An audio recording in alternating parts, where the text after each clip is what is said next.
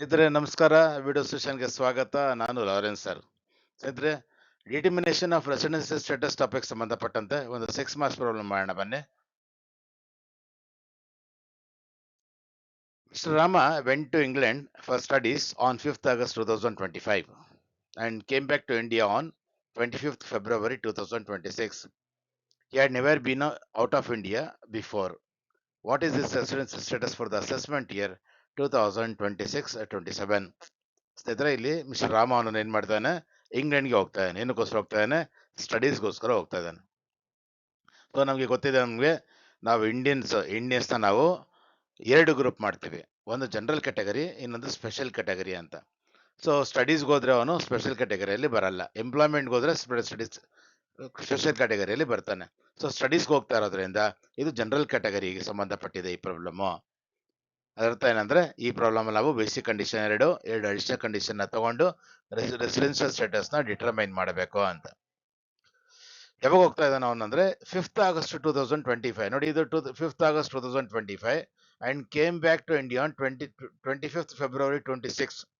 ನಮ್ಮ previous year ನೋಡಿ, ನಮ್ಮ previous year starts from 1st April 2025 and ended on 31st March 2026. ಈ period ಸಂಬಂಧಪಟ್ಟಂತೆ 2 ಡೇಟ್ ಕೊಟ್ಟಿರುವಂತದ್ದು. ಸೊ ಅಲ್ಲಿ ಅರ್ಥ ಏನಂದ್ರೆ, ಇವನು ನಮ್ಮ ಪ್ರೀವಿಯಸ್ ಅಲ್ಲೇ ಫಸ್ಟ್ ಟೈಮ್ ಇಂಡಿಯಾ ಬಿಟ್ಟು ಹೊರಗಡೆ ಹೋಗ್ತಾ ಇರೋದು. ಯಾಕಂದ್ರೆ ಹೇಳ್ತಾರೆ, he had never been out of India before ಅಂತಾನೆ. ಮೊದಲು ಯಾವತ್ತೂ ಹೋಗಿರ್ಲಿಲ್ಲ ಅಂತೆ. ಅಂದ್ರೆ 24 ಯಾವತ್ತೂ ಹೋಗಿರ್ಲಿಲ್ಲ ಅವನು. ನಮ್ಮ ಪ್ರೀವಿಯಸ್ ಅಲ್ಲೇ ಫಸ್ಟ್ ಟೈಮ್ ಹೋಗ್ತಾ ಇರೋದು. ಅದರ ಅರ್ಥ ಏನಂದ್ರೆ, ನಮ್ಮ ಪ್ರೀವಿಯಸ್ ಇಯರ್ ಬಿಟ್ಟು ಹಿಂದಿನ ಎಲ್ಲಾ ವರ್ಷಗಳು ಯಾವತ್ತೂ ಅವನು ಫಾರಿನ್ಗೆ ಹೋಗಿಲ್ಲ ಅಂದ್ರೆ, ಎಲ್ಲ ಇಂಡಿಯನ್ ಅಲ್ಲೇ ಇದ್ದ ಅಂದ್ರೆ, ಎಲ್ಲಾ ವರ್ಷಗಳಲ್ಲಿ 365 ದಿನ ಇಂಡಿಯನ್ ಅಲ್ಲೇ ಇದ್ದಾನೆ ಅಂತ ನಾವು ತಿಳ್ಕೊಬೇಕು. So, Ms. Rama went to England for studies on 5th August 2025 and came back to India on 25th February 2026. ಈ ಆಗಸ್ಟ್ ಅಲ್ಲಿ ಹೋಗ್ತಾನೆ, ಫೆಬ್ರವರಿಯಲ್ಲಿ ಬರ್ತಾನೆ. ಸೊ ಅದರಲ್ಲಿ ಇಂಡಿಯಾನಲ್ಲಿ ಎಷ್ಟು ದಿನ ಇದ್ದ ಅಂತ ನಾವು ಆಮೇಲೆ ಕ್ಯಾಲ್ಕುಲೇಟ್ ಮಾಡ್ಕೊಳ್ಳೋಣ. What is his residency status for the assessment year 2026-27? ಬನ್ನಿ ಈ ಪ್ರಾಬ್ಲಮ್ನ ಸಾಲ್ವ್ ಮಾಡೋಣ. ಸ್ನೇಹಿತರೆ, ಈ ಒಂದು ಪ್ರಾಬ್ಲಮ್ನ 2019 ಅಲ್ಲಿ ಕೇಳಿದ್ದಾರೆ. ಅದಕ್ಕಿಂತ ಮುಂಚೆ ನಾವು ಬೇಸಿಕ್ ಕಂಡೀಷನ್ ಒಂದ್ಸಲ ರಿವಿಷನ್ ಮಾಡ್ಕೊಳ್ಳೋಣ. ಯಾಕಂದ್ರೆ ನಾವು ಆಸ್ ಇನ್ಕಮ್ ಟ್ಯಾಕ್ಸ್ ಸ್ಟೂಡೆಂಟ್ಸ್ ನಾವು ರೆಸಿಡೆನ್ಸಿಯಲ್ ಸ್ಟೇಟಸ್ನ ಡಿಟರ್ಮೈನ್ ಮಾಡಬೇಕಾದ್ರೆ ಕಂಡೀಷನ್ಸ್ ನಮ್ಮ ಮೈಂಡಲ್ಲಿ ಇರಲೇಬೇಕು. ಅದು ನಮಗೆ ಗೊತ್ತೇ ಇರಬೇಕು. ಬೇಸಿಕ್ ಕಂಡೀಷನ್ ಏನು ಹೇಳುತ್ತೆ? ಫಸ್ಟ್ ಬೇಸಿಕ್ ಕಂಡೀಷನ್ ಹೇಳುತ್ತೆ, stay in India at least 182 days during the previous year. ನಮ್ಮ ಪ್ರೀವಿಯಸ್ ಇಯರ್ 2025-26 ಅಲ್ಲಿ 182 ದಿನ ಇರಬೇಕು ಅಂತ ಫಸ್ಟ್ ಕಂಡೀಷನ್ ಹೇಳುತ್ತೆ. ಎರಡನೇ ಕಂಡೀಷನ್, ಯಾರು 182 ದಿನ ಇರಕ್ಕಾಗಲ್ಲ, ಅವ್ರಿಗಿಂತ ಕಡಿಮೆ ಇರ್ತಾರೆ, ಅವ್ರಿಗೋಸ್ಕರ ಇರುವಂತ condition, stay in India at least 60 days during PY. ನಮ್ಮ ಪ್ರಿವಿಯಸ್ ಅಲ್ಲಿ 60 ದಿನ ಇರಬೇಕು, ಮತ್ತು ಪ್ಲಸ್ 365 ಡೇಸ್ ಇನ್ 4 PPY. ಹಿಂದಿನ 4 ವರ್ಷಗಳಲ್ಲಿ 365 ದಿನ ಇರಬೇಕಂತ ಒಂದು ಬೇಸಿಕ್ ಕಂಡೀಷನ್ ಹೇಳುತ್ತೆ. ಮತ್ತೆ additional conditions, first additional condition, resident in India 2 out of 10 preceding the previous. ಹಿಂದಿನ 10 ವರ್ಷಗಳಲ್ಲಿ ಪ್ರೆಸಿಡಿಂಗ್ ಪ್ರೀವಿಯಸ್ ಇಯರ್, ಪ್ರೆಸಿಡಿಂಗ್ ಅಂದ್ರೆ ಹಿಂದಿನ ಅಂತ, ಪ್ರೀವಿಯಸ್ ಇಯರ್ನ ಹಿಂದಿನ ವರ್ಷಗಳಲ್ಲಿ 10 ವರ್ಷಗಳಲ್ಲಿ ಯಾವ್ದಾದ್ರು 2 ವರ್ಷ ರೆಸಿಡೆಂಟ್ ಆಗಿರ್ಬೇಕು. ಮತ್ತೆ stay in India at list 730 days in 7 preceding the previous years. ನಮ್ಮ ಪ್ರೀವಿಯಸ್ ಇಯರ್ ಬಿಟ್ಟು ಹಿಂದಿನ 7 ವರ್ಷಗಳಲ್ಲಿ 730 ದಿನ ಇಂಡಿಯಾನಲ್ಲಿ ಇರಬೇಕು. ಟೋಟಲ್ ಆಗಿ 730 ದಿನ ಇರಬೇಕು ಅಂತ ಎರಡನೇ ಕಂಡೀಷನ್ ಹೇಳ್ತಾ ಇದೆ. ಸೊ ಈ ಒಂದು ಕಂಡೀಷನ್ ಜ್ಞಾಪಕ ಇಟ್ಕೊಳ್ಳೋ, ರಿವಿಷನ್ ಮಾಡಿದ್ರೆ ಪ್ರಾಬ್ಲಮ್ ಮಾಡೋವಾಗ ಈಸಿ ಆಗ್ಲಿ ಅಂತ ಅಷ್ಟೇ. ಬನ್ನಿ ಪ್ರಾಬ್ಲಮ್ ಸಾಲ್ವ್ ಮಾಡೋಣ. ಸಾಲ್ವ್ ಮಾಡೋ ಮುಂಚೆ ನಾವು 4 ಕಂಡೀಷನ್ ಮಾಡಕ್ ಹೋಗೋಣ ಈ ಪ್ರಾಬ್ಲಮ್ನ. Note number 1, steps in determination of residential status. 4 step ಬರಿತೀವಿ ಇಲ್ಲಿ. Step number 1, calculation of number of days in stay. ನಾವು ನಮ್ಮ ಪ್ರೀವಿಯಸ್ ಇಯರ್ 2025-26 ಅಲ್ಲಿ ಎಷ್ಟು ದಿನ ಇದ್ದ ಅಂತ ಫಸ್ಟ್ ಸ್ಟೆಪ್ ಅಲ್ಲಿ ಕ್ಯಾಲ್ಕುಲೇಟ್ ಮಾಡ್ತೀವಿ. ಎರಡನೇ ಸ್ಟೆಪ್ ಅಲ್ಲಿ calculation of number of days during the PPY. ನಮ್ಮ ಪ್ರೀವಿಯಸ್ ಇಯರ್ ಬಿಟ್ಟು ಹಿಂದಿನ ವರ್ಷಗಳಲ್ಲಿ ನಮ್ಗೆ ಏನಾದ್ರು ಕ್ಯಾಲ್ಕುಲೇಷನ್ ಬೇಕಾಗಿದ್ರೆ, ಅವಶ್ಯಕತೆ ಇದ್ರೆ ನಾವು ಅದನ್ನ ಕ್ಯಾಲ್ಕುಲೇಟ್ ಮಾಡ್ಕೊಳ್ತೀವಿ. ಮೂರನೇ ಸ್ಟೆಪ್ ಅಲ್ಲಿ ಕಂಡೀಷನ್ಸ್ ನ ಬರೆದು ಇಂಟರ್ಪ್ರೇಟ್ ಮಾಡ್ತೀವಿ. ಅವನು ಕಂಡೀಷನ್ಸ್ ನ ಪಾಸ್ ಆಗ್ತಾ ಇದ್ದಾನ, ಫೇಲ್ ಆಗ್ತಿದೆ ಅಂತ ಚೆಕ್ ಮಾಡ್ಕೊತೀವಿ. ಆ ಒಂದು ಪಾಸ್ ಆದ್ನ ಫೇಲ್ ಆದ್ನ ಆ ಒಂದು ಮಾಹಿತಿ ಮೇಲೆ ನಾವು ಅವನ ಕನ್ಕ್ಲೂಷನ್ ಡ್ರಾ ಮಾಡ್ತೀವಿ. ಅವನು ಆರ್ಡಿನರಿ ರೆಸಿಡೆಂಟಾ, ನಾಟ್ ಆನ್ ರೆಸಿಡೆಂಟಾ, ನಾನ್ ರೆಸಿಡೆಂಟಾ ಅಂತ ಹೇಳಿ ನಾವು ಅವನಿಗೆ ಡಿಸೈಡ್ ಮಾಡ್ತೀವಿ. ಬನ್ನಿ ಸ್ಟೆಪ್ ನಂಬರ್ 1 ಮಾಡೋಣ. ಸ್ಟೆಪ್ ನಂಬರ್ 1 ಹೇಳುತ್ತೆ, calculation of number of days stay in India during the previous year 2025-26. ನಮ್ಮ ಪ್ರೀವಿಯಸ್ ಇಯರ್ ಅಲ್ಲಿ ಅವನು ಎಷ್ಟು ದಿನ ಇದ್ದ ಅಂತ. ಯಾವಾಗಿದ್ದ ಹೋಗಿದ್ದ ಯಾವಾಗ ನಮ್ಮ ಹೋಗ್ತಾ ಇರೋದು ಅವನು ಫಸ್ಟ್ ಪಾಯಿಂಟ್ ನಮ್ಮ ಪ್ರಿವ್ಯೂಸ್ ಅಲ್ಲಿ ಹೋಗ್ತಾ ಇರೋದು ಅವನು ಮುಂಚೆ ಒತ್ತು ಹೋಗಿಲ್ಲ. ನಮ್ಮ ಪ್ರಿವ್ಯೂಸ್ ಹೋಗ್ತಾ ಇರೋದು ಯಾವಾಗ ಅವನು ಆಗಸ್ಟ್ಗೆ ಹೋಗ್ತಾ ಇದ್ದಾನೆ, ಮತ್ತೆ 26 ಫೆಬ್ರವರಿಗೆ ವಾಪಸ್ ಬರ್ತಾ ಇದ್ದಾನೆ. ಸೊ ಇಲ್ಲ ನಾನು ಬರೀತೀನಿ ನೋಡಿ, ನಮ್ಮ ಪ್ರಿವ್ಯೂಸರ್ ಬಂದು 2025-26. ಇದು it is a period of 12 months, 12 ತಿಂಗಳ ಟೈಮ್ ಇದೆ ಇಲ್ಲಿ. Starts from 1 April 2025 to ended on immediate 31 March 2026 end ಆಗತ್ತೆ ಅಂತ. ಈ ಒಂದು ನಮ್ಮ ಪ್ರಿವ್ಯೂಸರ್ ಅಲ್ಲಿ ಅವನು ಒಂದಿನ ಹೋಗ್ತಾನೆ, ಒಂದಿನ ಬರ್ತಾನೆ. ಹೋಗಿದ್ದ ದಿನ ಯಾವುದಂದ್ರೆ 5th August 2025, ಬಂದಿದ್ದ ದಿನ ಯಾವುದಂದ್ರೆ 25th February 2026. ಸೊ ನಮ್ಮ ಇಂಡಿಯನ್ ಅಲ್ಲಿ ಎಲ್ಲಿದ್ದಾನೆ ಅಂತ ನಮ್ಮ ನಾವು ಅಲ್ಲಿ ಬಂದ ಹೋದ ಅಂತ ಗೊತ್ತು, ಆದರೆ ನಾವು ಲೆಕ್ಕ ಮಾಡ್ಬೇಕಾದ್ರೆ ಪೂರ್ತಿ ನಮ್ಮ ಪ್ರೀವಿಯಸ್ ಇಯರ್ ಲೆಕ್ಕ ಮಾಡ್ಬೇಕು. ನಮ್ಮ ಪ್ರೀವಿಯಸ್ ಇಯರ್ 1ನೇ ತಾರೀಕು 1/4/2025 ಸ್ಟಾರ್ಟ್ ಆಗತ್ತೆ.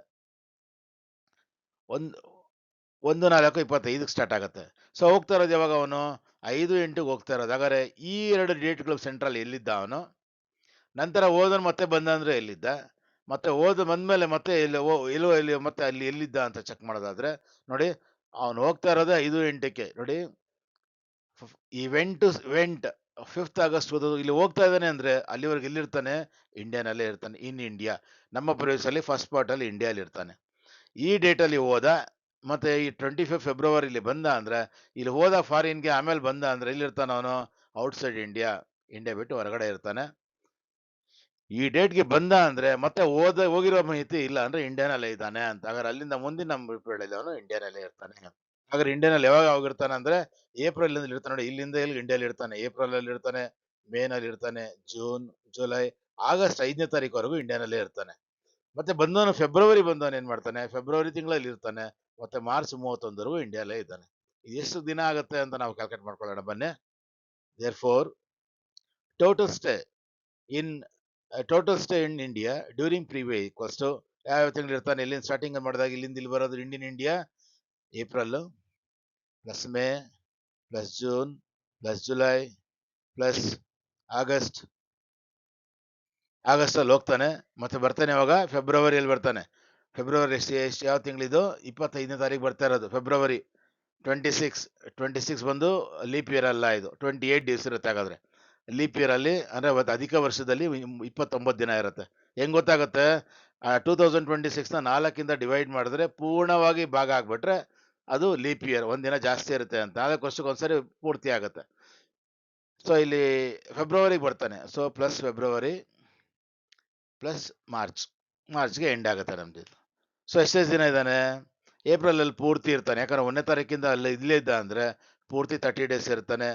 ಮೇನಲ್ಲಿ 31 ಡೇಸ್ ಇರ್ತಾನೆ, ಜೂನಲ್ಲಿ 31 ಡೇಸ್ ಇರ್ತಾನೆ, 30 ಡೇಸ್ ಇರ್ತಾನೆ, ಜುಲೈಯಲ್ಲಿ 31 ಡೇಸು, ಆಗಸ್ಟಲ್ಲಿ ಹೋಗ್ತಾ ಏನಿಲ್ಲಿ 5ನೇ ತಾರೀಕು ಹೋಗ್ತಾ ಇದ್ದಾನೆ. ನಾವು ಇಂಡಿಯಾಲಿ ಹೋದ ಅಂತ ಬಂದಾಗ ಬಂದಿದ್ದ ದಿನ ಮತ್ತೆ ಹೋಗಿದ್ದ ದಿನನ ನಾವು ಇಂಡಿಯಾನಲ್ಲೇ ಇದ್ದ ಅಂತ ನಾವು ಭಾವಿಸ್ಕೊಳ್ಬೇಕು. ಸೊ 5ನೇ ತಾರೀಕು ಹೋದ ಅಂದ್ರೆ 5ನೇ ತಾರೀಕು ನಾವು ಇಂಡಿಯಾ ಲೆಕ್ಕ ತಗೊಂಡ್ರೆ 5 ದಿನ ಇಂಡಿಯಾನಲ್ಲಿ ಇದ್ದಾನೆ. ಪ್ಲಸ್ ಬಂದ ಯಾವಾಗ, ಫೆಬ್ರವರಿ 25 ಬಂದ. ಸೊ ಇದು ಲೀಪ್ ಇಯರ್ ಅಲ್ಲ, ಇದು ಅಧಿಕ ವರ್ಷ ಅಲ್ಲ, 28 ದಿನ ಇರುತ್ತೆ. ಸೊ 25, 26, 27, 28, ಹಾಗಾದ್ರೆ ಎಷ್ಟು ದಿನ ಇರ್ತಾನೆ ಇಲ್ಲಿ, 4 ದಿನ ಇರ್ತಾನೆ. ಮತ್ತೆ ಪೂರ್ತಿ ಮಾರ್ಚ್ ಅಲ್ಲಿ ಇಂಡಿಯಾನಲ್ಲೇ ಇರ್ತಾನೆ. ಇಷ್ಟನ್ನ ಟೋಟಲ್ ಮಾಡಿದ್ರೆ ನಿಮ್ಗೆ 162 ಡೇಸ್ ಬರ್ತಾ ಇದೆ. ಹಾಗಾದ್ರೆ ನಮ್ಮ ಪ್ರಿವ್ಯೂಸರ್ ಅಲ್ಲಿ ಮಿಸ್ಟರ್ ರಾಮ ಎಷ್ಟು ದಿನ ಇದ್ದ ಅಂದ್ರೆ 162 ದಿನ ಇದ್ದಾನೆ. ಇಲ್ಲಿ ಬಂದಾಗ ನಮ್ಗೆ ಗೊತ್ತಾಗ್ಬಿಡುತ್ತೆ, even first basic condition full condition ನಮ್ಗೆ ಗೊತ್ತಿರೋರಾದ್ರೆ ಫಸ್ಟ್ ಕಂಡೀಷನ್ ಫುಲ್ಫಿಲ್ ಮಾಡ್ತಾ ಇಲ್ಲ. ಮಿನಿಮಮ್ 60 ಇದಾನ, 162 ಇದ್ದಾರೆ. ಸೊ ಸೆಕೆಂಡ್ ಟೇಬಲ್ ಹಾಕ್ಲೇಬೇಕು ನಾವು ಅಂತ ನಾವು ಮೊದಲೇ ಯೋಚನೆ ಮಾಡ್ಕೊಳ್ಬೇಕು. ಸೊ ಅದರಿಂದ ಇದೇನಿದು, therefore total stay in India during PY is 162 days. So ಈ ರೀತಿ ನಾವೇನ್ ಮಾಡ್ತೀವಿ, ಪ್ರೀವಿಯಸ್ ಇಯರ್ ಎಷ್ಟು ದಿನ ಇದೆ ಅಂತ ಚೆಕ್ ಮಾಡ್ಕೊಳ್ತೀವಿ. ಅಲ್ಲಿಗೆ ಫಸ್ಟ್ ಸ್ಟೆಪ್ ಮುಗೀತು ಅಂತ. ಬನ್ನಿ ಎರಡನೇ ಸ್ಟೆಪ್ ಮಾಡೋಣ. ಎರಡನೇ ಸ್ಟೆಪ್ ಅವಶ್ಯಕತೆ ಇದೆಯಾ, ಇದೆ. ಯಾಕೆ ಹೇಳಿ, ಇಲ್ಲಿ 60ಕ್ಕಿಂತ ಜಾಸ್ತಿ ಇದೆ, 162 ಇದೆ. 182ಕ್ಕಿಂತ ಕಡಿಮೆ ಇದ್ದು 60ಕ್ಕಿಂತ ಮಿನಿಮಮ್ 60 ಇರಬೇಕು, ಅವಾಗ ಎರಡನೇ ಕಂಡೀಷನ್ಸ್ ಬರುತ್ತೆ ಇಲ್ಲಿ. ಬನ್ನಿ ಚೆಕ್ ಮಾಡೋಣ. 5 ಕಾಲಮ್ ಟೇಬಲ್ ಹಾಕೊಳ್ಳೋಣ ನಾವು. ಹೆಡಿಂಗ್ಸ್ ಬಂದು previous year, stay in India, resident or non resident, total stay in 4 PPY, total stay in 7 PPY. So ಯಾವಾಗ ಫಸ್ಟ್ ಕಂಡೀಷನ್ ಫುಲ್ಫಿಲ್ ಮಾಡ್ತಾ ಇಲ್ಲ ಅಂತ ಇಲ್ಲೇ ನಮ್ಗೆ ಗೊತ್ತಾದಾಗ 5 ಕಾಲಮ್ ಟೇಬಲ್ ಹಾಕೊಳ್ಬೇಕು. ಒಂದು ವೇಳೆ 182 ದಿನ ಇದ್ಬಿಟ್ಟ ಅಂದರೆ ಅವಶ್ಯಕತೆನೇ ಅವಾಗೇನು ಮಾಡಬೇಕು, 4 ಕಾಲಮ್, ಈ ಒಂದು ಕಾಲಮ್ 4ನೇ ಕಾಲಮ್ ಬರೋದಿಲ್ಲ. ಸೊ ನಾವೇನು ಮಾಡ್ಬೇಕೀಗ, ಪ್ರೆಸಿಡಿಂಗ್ ದ ಪ್ರೀವಿಯಸ್ ಇಯರ್ಸ್, ನಾವು ಇಲ್ಲಿ ಮೊದಲು ಪ್ರೀವಿಯಸ್ ಇಯರ್ ಇಲ್ಲಿ ಕ್ಯಾಲ್ಕುಲೇಟ್ ಮಾಡಿಬಿಟ್ವಿ. ಹಿಂದಿನ ವರ್ಷಗಳು ಚೆಕ್ ಮಾಡಬೇಕು. ಹಿಂದಿನ ವರ್ಷ ಅಂದ್ರೆ ಎಷ್ಟು ವರ್ಷ ಹಿಂದೆ ಹೋಗ್ಬೇಕು? ಒಂದು ಹೇಳುತ್ತೆ ರೂಲ್ ಪ್ರಕಾರ 4 ವರ್ಷ ಹಿಂದೆ ಹೋಗುವಂತೆ, 365 ಡೇಸ್ 4 PPV ಅಂತ ಹೇಳುತ್ತೆ. ಇನ್ನೊಂದು ಹೇಳುತ್ತೆ 2 out of 10 proceeding the period, 10 ವರ್ಷ ಅಂತ ಹೇಳುತ್ತೆ. ಇನ್ನೊಂದು 730 ಡೇಸ್ 7 PPV, ಮ್ಯಾಕ್ಸಿಮಮ್ ಇರೋದೇ 10. ಸೊ 10 ವರ್ಷ ಹಿಂದೆ ಹೋಗ್ಬೇಕು. 10 ವರ್ಷ ಹಿಂದಕ್ಕೆ ಹೋದ್ರೆ ಯಾವ ವರ್ಷ ಬರುತ್ತೆ? ಈಸಿಯಾಗಿ ನಮ್ಮ ಪ್ರೀವಿಯಸ್ ಇಯರ್ ಬಂದು 2025 ಸ್ಟಾರ್ಟ್ ಆಗ್ತಾ ಇದೆ ತಾನೇ ಇಲ್ಲಿ ಸ್ಟಾರ್ಟಿಂಗಲ್ಲಿ. ಸೊ 2025 10 ಇಯರ್ಸ್ನ ಲೆಸ್ ಮಾಡಿಬಿಟ್ರೆ 2015 ಬರುತ್ತೆ. ಸೊ 2015-16 ನಾವು ಅಲ್ಲಿಂದ ಬರ್ಕೊಳ್ಬೇಕು. 10 ವರ್ಷ ಸಿಕ್ಬಿಡುತ್ತೆ ನಮಗೆ. ಸೊ 2015-16, 2016-17, 2017-18, 2018-19, 2019-20, 2020-21, 2021-22, 2022-23, 2023-24, 2024-25. ನೆಕ್ಸ್ಟ್ ಇಯರ್ ಬಂದು ನಮ್ಮ ಪ್ರೀವಿಯಸ್ 25 ಪ್ರೀವಿಯಸ್ ಇಯರ್ ಬಿಟ್ಟು ಹಿಂದಿನ ವರ್ಷಗಳು ಚೆಕ್ ಮಾಡ್ತಾ ಇರೋದು. ಸೊ 10 ವರ್ಷ ಕರೆಕ್ಟಾಗಿ ನಾವು ಹಿಂದೆ ಹೋಗಿದ್ದೀವಿ ಅಂತ. ಎಕ್ಸಾಮಲ್ಲಿ ನೀವು ಡೈರೆಕ್ಟಾಗಿ 2015 ಅಂತ ಡೈರೆಕ್ಟಾಗಿ ಬರ್ಕೊಳ್ಬೋದು. ಸ್ಟೇ ಇನ್ ಇಂಡಿಯಾ ನೋಡಿ, ಪ್ರಾಬ್ಲಮ್ ಅಲ್ಲಿ ಹೇಳ್ತಾನಲ್ಲಿ, Rama went to England for studies on August 2000. ನಮ್ಮ ಪ್ರೀವಿಯಸ್ ಇಯರ್ ಹೋಗ್ತಾ ಇದ್ದಾನೆ ಮತ್ತೆ ಹೇಳ್ತಾನೆ he had never been out of India before. ಮೊದಲು ಇಂಡಿಯಾ ಬಿಟ್ಟು ಯಾವತ್ತೂ ಹೋಗೇ ಇರಲಿಲ್ಲ ಅಂತ ಎಲ್ಲೂ ಕೂಡ. ಹಾಗಾದ್ರೆ ಎಲ್ಲಿರ್ತಾನೆ? ಎಲ್ಲ 10 ವರ್ಷ ಎಲ್ಲಿರ್ತಾನೆ? ಇಂಡಿಯಾನಲ್ಲೇ ಇರ್ತಾನೆ. ಅಂದ್ರೆ ನಾವು 365 ಡೇಸ್ ಒಂದು ವರ್ಷಕ್ಕೆ ಅಂತ ಹೇಳ್ತೀವಿ, ಪೂರ್ತಿ 365 ದಿನ ಎಲ್ಲಾ ವರ್ಷಗಳು ಇಂಡಿಯಾನಲ್ಲೇ ಇದ್ದಾನೆ. ಕೆಲವರು ಏನ್ ಮಾಡ್ತಾರೆ, ಎಲ್ಲ ಒಂದು ಅಸಂಪ್ಷನ್ ಬರ್ದ್ಬಿಡ್ತಾರೆ ಅಲ್ಲಿ, ಅವನು ಯಾವತ್ತೂ ಇಂಡಿಯಾ ಬಿಟ್ಟು ಹೋಗಿಲ್ಲ ಅಂತ ಹೇಳಿದ್ರೆ ಎಲ್ಲ 365 ದಿನಾನು ಇದಾನೆ ಇರೋದ್ರಿಂದ ಈ ಕಂಡೀಷನ್ಸ್ ನ ಫಾಲೋ ಮಾಡ್ತಾರೆ ಅಂತ ಕೆಲವು ಥಿಯರಿಟಿಕಲಿ ಬರೀತಾರೆ. ನಾವು ಕ್ಯಾಲ್ಕುಲೇಷನ್ ಮಾಡಿ ತೋರಿಸ್ಕೊಳ್ಳೋದಾದ್ರೆ ಪ್ರತಿ ವರ್ಷ 365 ದಿನ ಇದ್ದಾನೆ ಅಂತ ಬರಿಬೇಕಿಲ್ಲಿ. ಸೊ 2015-16 ಅಂದಾಗ 2015 ಸ್ಟಾರ್ಟ್ ಆಗಿ 16 ಎಂಡ್ ಆಗೋದು. ಈ 16 ಹತ್ರನೇ ಫೆಬ್ರವರಿ ಮಾರ್ಚ್ ಮುಂಚೆ ಬರೋದು. ಸೊ ಯಾವ ವರ್ಷ 4ರಿಂದ ಪೂರ್ತಿ ಡಿವೈಡ್ ಆಗುತ್ತೋ ಆ ವರ್ಷ ನಾವು ಲೀಪ್ ಇಯರ್, ಅಧಿಕ ವರ್ಷ ಅಂತ ಹೇಳ್ತೀವಿ. ಅಲ್ಲಿ ಒಂದಿನ ಜಾಸ್ತಿ ಇರುತ್ತೆ. ಸೊ ನೋಡಿ 16 4 4 16 ಪೂರ್ತಿ ಕ್ಲಿಯರ್ ಆಗಿ ಆಗ್ತಾ ಇದೆ. ಸೊ ಇಲ್ಲಿ 365 ಅಲ್ಲ 366 ಡೇಸ್ ಇರುತ್ತೆ. ನೆಕ್ಸ್ಟ್ ಆಮೇಲೆ 365 ಡೇಸ್, 16-17 365 ಡೇಸ್, 17-18 365 ಡೇಸ್, 18-19 365 ಡೇಸ್, 2019-20 ಅಂದಾಗ 4 5 20 ಡಿವೈಡ್ ಆಗುತ್ತೆ 4ರಿಂದ ಪೂರ್ಣವಾಗಿ ಭಾಗ ಆದ್ರೆ ಲೀಪ್ ಇಯರ್ ಒಂದಿನ ಜಾಸ್ತಿ ಇರುತ್ತೆ. So 366 days, 2021 365 days, 21-22 365 days, 22-23 365 days, 23-24 ನೋಡಿ 24 4 ಇಂದ 4 24 4 6 24 ಪೂರ್ತಿ ಕವರ್ ಡಿವೈಡ್ ಆಗುತ್ತೆ. ಸೊ 366 ಡೇಸ್ ಲೀಪ್ ಇಯರ್ ಅಂತ. ಮತ್ತೆ 2024-25 ಆಗಲ್ಲ, ಪಾಯಿಂಟ್ ಬರುತ್ತೆ 0.25 ಅಂತ ಬರುತ್ತೆ. ಸೊ ಅದರಿಂದ ಅದು 365 ಡೇಸ್. ಸ್ನೇಹಿತರೆ ನಿಮ್ಗೆ ಅರ್ಥ ಇರಲಿ ನಾನು ಯಾಕೆ ಡೇಟಿಂಗ್ ಡೈರೆಕ್ಟಾಗಿ ಬರಿತಾ ಇದ್ದೀನಿ ಅಂದರೆ, ಅವ್ನು ಯಾವತ್ತೂ ಕೂಡ ಇಂಡಿಯಾ ಬಿಟ್ಟು ಹೋಗಿಲ್ಲ. ಫಸ್ಟ್ ಟೈಮ್ ಇಂಡಿಯಾ ಬಿಟ್ಟು ಹೋಗಿದ್ದು ನಮ್ಮ ಪ್ರೀವಿಯಸ್ ಇಯರಲ್ಲೇ ಬಿಟ್ಟೋಗಿರೋದು. ಇಂಡಿಯಾನಲ್ಲಿ ಪ್ರೀವಿಯಸ್ ಇಯರ್ ಲೆಕ್ಕ ಮೇಲೆ ಮಾಡ್ಕೊಂಡ್ಬಿಟ್ವಿ. ಹಾಗಾದ್ರೆ ಅದ್ರ ಹಿಂದಿನ ವರ್ಷಗಳೆಲ್ಲ ಇಂಡಿಯಾನಲ್ಲೇ ಇರೋದ್ರಿಂದ ನಾವು ಈ ಥರ ಬರ್ಕೊಂಡಿದ್ದೀವಿ. ಸೊ ಇವಾಗ ನಾವೇನು ಮಾಡೋಣ, ರೆಸಿಡೆಂಟಾ ನಾನ್ ರೆಸಿಡೆಂಟಾ ಅಂತ ಚೆಕ್ ಮಾಡೋಣ. ರೆಸಿಡೆಂಟಾ ನಾನ್ ರೆಸಿಡೆಂಟ್ ಚೆಕ್ ಮಾಡ್ಬೇಕಾದ್ರೆ ನಾವೇನು ಮಾಡಬೇಕು, ನೋಟ್ ಬರೀತೀವಿ ನೋಡಿ, ನಮಗೆ ಬೇಸಿಕ್ ಕಂಡೀಷನ್ಸ್ ಮೇಲೆ ಚೆಕ್ ಮಾಡಬೇಕು. ಅವ್ನು ರೆಸಿಡೆಂಟ್ ಆದ್ರೆ ಏನು ಮಾಡಬೇಕು, 2 ಬೇಸಿಕ್ ಕಂಡೀಷನ್ ಅಲ್ಲಿ ಯಾವ್ದಾದ್ರು ಒಂದು ಕಂಡೀಷನ್ ನ ಫುಲ್ಫಿಲ್ ಮಾಡಬೇಕು. ನಾವು ಚೆಕ್ ಮಾಡುವಾಗ ಫಸ್ಟ್ ಬೇಸಿಕ್ ಕಂಡೀಷನ್ ಫುಲ್ಫಿಲ್ ಮಾಡ್ಬಿಟ್ಟ ಅಂದ್ರೆ 2ನೇ ಬೇಸಿಕ್ ಕಂಡೀಷನ್ ಚೆಕ್ ಮಾಡೋ ಅವಶ್ಯಕತೆ ಇಲ್ಲ. ಫಸ್ಟ್ ಕಂಡೀಷನ್ ಮಾಡಿಲ್ಲ ಅಂದಾಗ ಸೆಕೆಂಡ್ ಬೇಸಿಕ್ ಕಂಡೀಷನ್ ಚೆಕ್ ಮಾಡಬೇಕು. ಬನ್ನಿ ಚೆಕ್ ಮಾಡೋಣ, ಬನ್ನಿ ಇಲ್ಲಿಂದ. ಇಲ್ಲಿ ನಾವು ರಿವರ್ಸ್ ಆರ್ಡರ್ ಮಾಡ್ತೀವಿ ಅಂತ ನಿಮ್ಗೆ ಗೊತ್ತಿದೆ. ಫಸ್ಟ್ ಕಂಡೀಷನ್ 182 ದಿನ. 182 ದಿನ ಇದೆ, ಎಲ್ಲಾ ವರ್ಷನೂ 182 ದಿನ ಇದ್ದಾನೆ. ಎಲ್ಲಾ ವರ್ಷಗಳಲ್ಲೂ ಫಸ್ಟ್ ಕಂಡೀಷನ್ನೇ ಫುಲ್ಫಿಲ್ ಮಾಡ್ತಾನೆ. 2ನೇ ಕಂಡೀಷನ್ ಚೆಕ್ ಮಾಡೋ ಅವಶ್ಯಕತೆ ಆಗಲ್ಲ, 382ಕ್ಕಿಂತ ಜಾಸ್ತಿ ಇದೆ. ಸೊ 24-25 ನಲ್ಲೂ ಕೂಡ ಈ ಕಂಡೀಷನ್ಸ್ ಪ್ರಕಾರ ಎಲ್ಲಾ ವರ್ಷ ಕೂಡ ರೆಸಿಡೆಂಟ್ ಇದ್ದಾನೆ. Clear? So next total stay in 4 PPY. ನಮ್ಮ ಪ್ರದೇಶ 4 ವರ್ಷ, 1 2 3 4, ಈ 4 ವರ್ಷಗಳು 365 ಪ್ಲಸ್ 366 ಪ್ಲಸ್ 365 365 ನಾಲ್ಕನ್ನು ಟೋಟಲ್ ಮಾಡಿದ್ರೆ ನಿಮ್ಗೆ ಎಷ್ಟು ದಿನ ಬರುತ್ತೆ ಅಂದ್ರೆ 1463 ಡೇಸ್ ಬರುತ್ತೆ. ಇದನ್ನ ಮಾಡುವಾಗ ನಮ್ಮ ಪ್ರಿವಿಯಸ್ ಹಿಂದಿನ 4 ವರ್ಷಗಳು, ನಮ್ಮ ಪ್ರಿವಿಯಸ್ ಹಿಂದಿನ 7 ವರ್ಷಗಳು, ಆ ತರ. ಸೊ ಟೋಟಲ್ ಸ್ಟೇ 7PP ಎಷ್ಟಾಗುತ್ತೆ? 1 2 3 4 5 6 7, ಈ 7 ವರ್ಷನ ಟೋಟಲ್ ಮಾಡ್ಕೊಂಡ್ರೆ ಕ್ಯಾಲ್ಕುಲೇಟರ್ ಮಾಡಿದ್ರೆ ನಿಮ್ಗೆ ಗೊತ್ತಾಗುತ್ತೆ 2558 ಡೇಸ್ ಬರುತ್ತೆ ಇದೆ. ಸೊ ಅಲ್ಲಿಗೆ ನಾವು ಸೆಕೆಂಡ್ ಸ್ಟೆಪ್ ನಾವು ಕಂಪ್ಲೀಟ್ ಮಾಡಿದ್ವಿ ಅಂತ. ಸೊ ಮೂರನೇ ಸ್ಟೆಪ್ ಹೋಗೋಣ. Step number 3. ಇಲ್ಲೇನ್ ಮಾಡ್ತೀವಿ ನಾವು? ಡಿಟರ್ಮಿನೇಷನ್ ಆಫ್ ರೆಸಿಡೆನ್ಸ್ ಕಂಡೀಷನ್ಸ್ ನ ಬರೆದು ಕಂಡೀಷನ್ ಪಾಸ್ ಮಾಡ್ತಾ ಇದ್ದಾನ ಅಂತ ಚೆಕ್ ಮಾಡ್ತೀವಿ. ನೋಡಿ, ಕಂಡೀಷನ್ಸ್ ಬರೀತೀನಿ ನಾನು. I will draw 2 column table. Captions will be the conditions and the status. Conditions ಏನೇನಿದಾವೆ? 4 ಕಂಡೀಷನ್ಸ್ ಇದಾವೆ. 2 basic condition, 2 additional condition. First basic condition ಹೇಳುತ್ತೆ stay in India at least 182 days during the previous year. ನಮ್ಮ previous year ಅಲ್ಲಿ ಅವನು first step ಪ್ರಕಾರ 182 ದಿನ ಇರಬೇಕು ಅಂತ. 182 ದಿನ ಇದಾನ?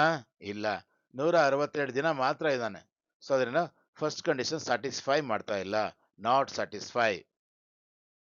ಎರಡನೇ ಕಂಡೀಷನ್ ಚೆಕ್ ಮಾಡೋಣ. ಹೋದ್ರಾಯ್ತು, 60 ದಿನ ಇದ್ದಾನೆ ಪ್ರಿವಿಯಸ್ ಇಯರ್ ಅಲ್ಲಿ, 162 ದಿನ ಇದ್ದಾನೆ, 60 ದಿನ ಇದ್ದಾನೆ. ಫಸ್ಟ್ ಪಾರ್ಟ್ ಪಾಸ್ ಆದ. ಎರಡನೇದು 4 ಪ್ರೆಸಿಡಿಂಗ್ ಪ್ರಿವಿಯಸ್ ಅಲ್ಲಿ 365 ದಿನ ಇದಾನ, ಚೆಕ್ ಮಾಡ್ಕೊಳ್ಳಿ. ಟೋಟಲ್ 4PP ಅಲ್ಲಿ 365 ಅಲ್ಲ, 1463 ದಿನ ಇದ್ದಾನೆ.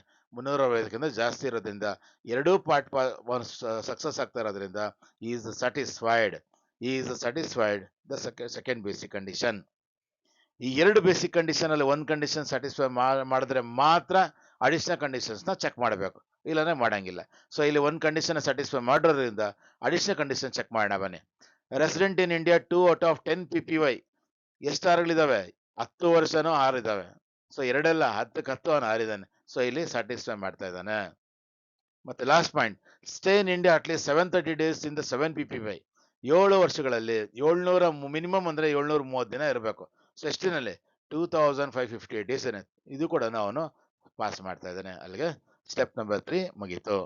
ಸ್ಟೆಪ್ ನಂಬರ್ 4 ಅಲ್ಲಿ ನಾವೇನಿಲ್ಲ ಇಂಟರ್ಪ್ರೇಟ್ ಮಾಡಿದ್ದೀವಿ ಅದ್ರ ಪ್ರಕಾರ ನಾವು ಕನ್ಕ್ಲೂಷನ್ ಬರೆದ್ಬಿಟ್ರೆ ಆಯ್ತು. ಕನ್ಕ್ಲೂಷನ್ ಹೆಂಗ್ ಬರಿತೀವಿ ನಾವು? Based up on the types of residents. ನೋಡಿ, ನೋಟ್ ನಂಬರ್ 3 ಅಲ್ಲಿ ಬರಿತೀನಿ. There are 3 types of residents. One is ordinary resident, not ordinary resident, non resident. Ordinary resident ಯಾರು ಅಂದ್ರೆ ಯಾರು?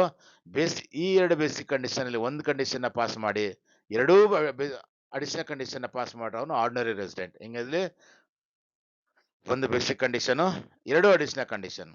ಒಂದ್ ವೇಳೆ ಒಂದು ಬೇಸಿಕ್ ಕಂಡೀಷನ್ ಪಾಸ್ ಮಾಡಿ ಎರಡೂ ಮಾಡದೆ ಒಂದು ಕಂಡೀಷನ್ ಪಾಸ್ ಮಾಡ್ದ, ಇಲ್ಲ 0 ಕಂಡೀಷನ್ ಪಾಸ್ ಮಾಡ್ದ ಅಂದ್ರೆ ಅವನ ನಾಟ್ ಆರ್ಡಿನರಿ ರೆಸಿಡೆಂಟ್ ಅಂತ ಕರಿತೀವಿ. ಒಂದ್ ವೇಳೆ ಅವನು ಬೇಸಿಕ್ ಕಂಡೀಷನ್ಸ್ನೇ ಪಾಸ್ ಮಾಡ್ತಾ ಇಲ್ಲ ಅಂದ್ರೆ ಎರಡನೇ ಅಡಿಷನಲ್ ಕಂಡೀಷನ್ಸ್ ಚೆಕ್ ಮಾಡೋ ಅವಶ್ಯಕತೆ ಇಲ್ಲ, ಅವನ್ನ ನಾವು ನಾನ್ ರೆಸಿಡೆಂಟ್ ಅಂತ ಕರಿತೀವಿ. ಸೊ ಈ ಪ್ರಾಬ್ಲಮ್ ಅಲ್ಲಿ ಏನಾಗಿದೆ? ಇಲ್ಲಿ ರಾಮ ಏನಾಗ್ತಾನೆ? 2 ಬೇಸಿಕ್ ಕಂಡೀಷನ್ ಒಂದು ಕಂಡೀಷನ್ ಸ್ಯಾಟಿಸ್ಫೈ ಮಾಡ್ತಾ ಇದ್ದಾನೆ, ಮತ್ತೆ ಅಲ್ಲಿಗೆ ರೆಸಿಡೆಂಟ್ ಆದ. ಅವನು ಅಡಿಷನಲ್ ಕಂಡೀಷನ್ ಏನ್ ಮಾಡ್ತಾನೆ? ಎರಡೂ ಕೂಡ ಸ್ಯಾಟಿಸ್ಫೈ ಮಾಡ್ತಾ ಇದ್ದಾನೆ. ಸೊ ಅಲ್ಲಿ ಒಂದು basic condition, 2 additional condition pass ಮಾಡ್ತಾ ಇರೋದ್ರಿಂದ ಅವನೇನಂತ ಕರಿಬೇಕು? ನಾವಿಲ್ಲಿ ಆರ್ಡಿನರಿ ರೆಸಿಡೆಂಟ್ ಅಂತ ಬರಿಬೇಕು. As mister Rama satisfied one of the basic condition and both the additional condition is called as ordinarily resident ಅಂತ ಬರಿಬೇಕಲ್ಲಿ. as Mr. Rama does not satisfied one of the basic condition, as Mr. Rama satisfied one of the basic condition and both the additional condition is ordinarily resident ಅಂತ ಬರಿಬೇಕು. ಸ್ನೇಹಿತರೆ, ಈ ತರ ನಾವೇನ್ ಮಾಡ್ತೀವಿ ಅಂದ್ರೆ residence status ನ ಕ್ಯಾಲ್ಕುಲೇಟ್ ಮಾಡ್ತೀವಿ. ಮುಂದಿನ ವಿಡಿಯೋ ಸೆಷನ್ ಅಲ್ಲಿ ಮತ್ತೊಂದು ಪ್ರಾಬ್ಲಮ್, ಬೇರೆ ತರ ಇರುವಂತ ಪ್ರಾಬ್ಲಮ್ ಮಾಡೋಣ. ಅಲ್ಲಿವರೆಗೂ ನಮಸ್ಕಾರ.